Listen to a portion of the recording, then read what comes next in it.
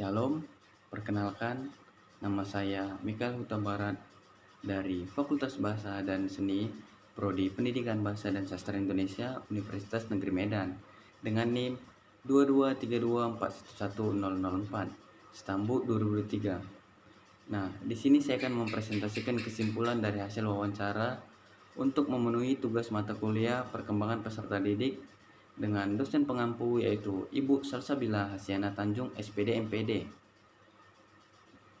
Topik wawancara yang akan saya bawakan adalah kenakalan yang terjadi pada siswa-siswi SMP beserta solusinya.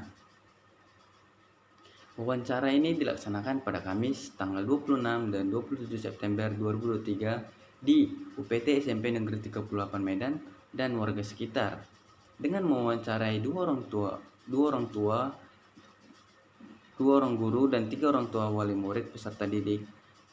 Nah, langsung saja, apa saja sih faktor penyebab utama dari kenakalan remaja di SMP? Yang pertama, menurut para guru, yaitu faktor yang menyebabkan kenakalan remaja SMP ada dua, yaitu faktor internal dan eksternal. Di mana faktor internal ini adalah rasa ingin tahu yang tinggi yang ada di dalam siswa. Lalu yang kedua ada faktor eksternal, di mana faktor eksternal ini adalah faktor yang berasal dari luar, seperti dari teman-teman, dari lingkungan sosialnya. Nah, menurut dari pendapat guru-guru, faktor yang paling menonjol di antara dua faktor tersebut adalah faktor eksternal, karena kenakalan remaja itu condong terikat dari lingkungan sosialnya.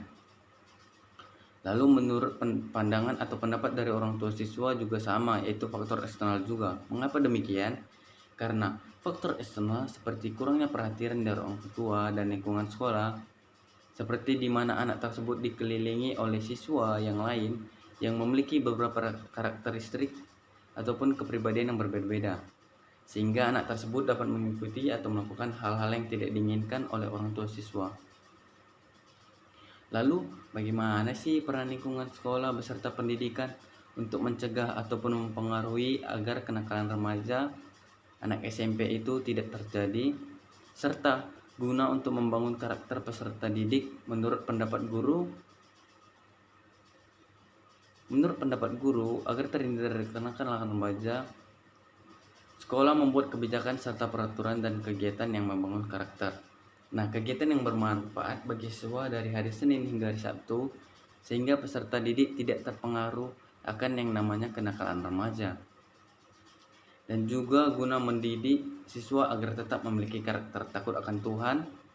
Dan apabila ada peserta didik yang terdeteksi melakukan kenakalan remaja, maka dilakukan mediasi terhadap siswa yang bersangkutan.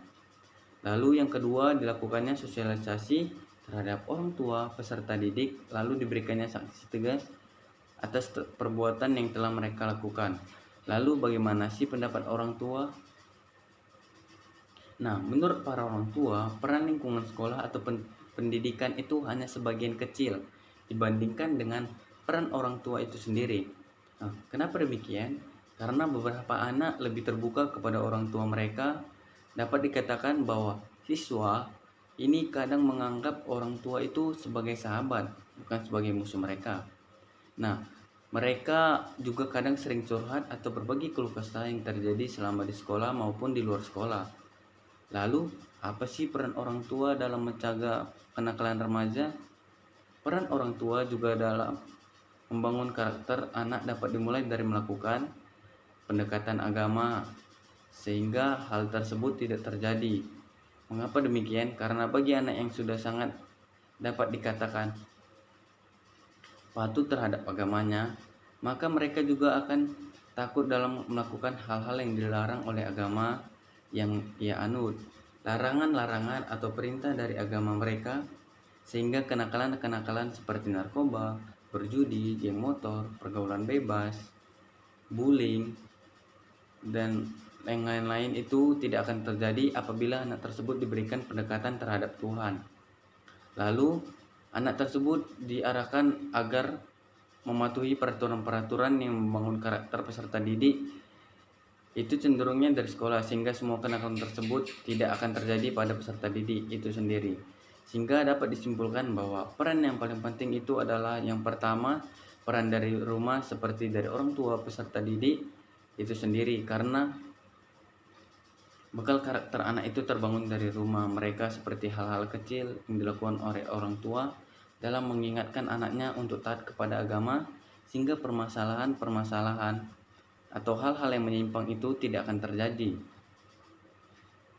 Lalu, setelah terbangunnya karakter takut akan Tuhan atau patuh terhadap agama, maka mereka dengan sendirinya itu terbangun karakter-karakter yang baik, seperti patuh terhadap orang tua, mengikuti apa-apa nasihat dari orang tua. Lalu setelah itu yang kedua adalah peran dari sekolah. Setelah terbangunnya peran dari rumah, maka sekolah itu memiliki tugas yaitu menguatkan dengan peran dari sekolah, yaitu pendidikan itu mendidik anak-anak atau siswa dapat untuk membangun karakter siswa itu menjadi lebih kuat dan mengembangkan karakter yang dari rumah, sehingga hal-hal yang menyimpang seperti kenakalan-kenakalan yang terjadi di remaja terhindar pada peserta didik. Mungkin itu saja yang dapat saya presentasikan. Semoga presentasi ini dapat bermanfaat bagi seluruh peserta didik yang ada di Indonesia beserta guru-guru dan orang tua wali murid agar memberi wejangan-wejangan atau nasihat-nasihat kepada anaknya sehingga terhindar dari hal-hal menyimpang pada remaja. Sekian dari saya, apabila ada kekurangan dalam kata-kata saya mohon maaf. Semoga bermanfaat. Shalom.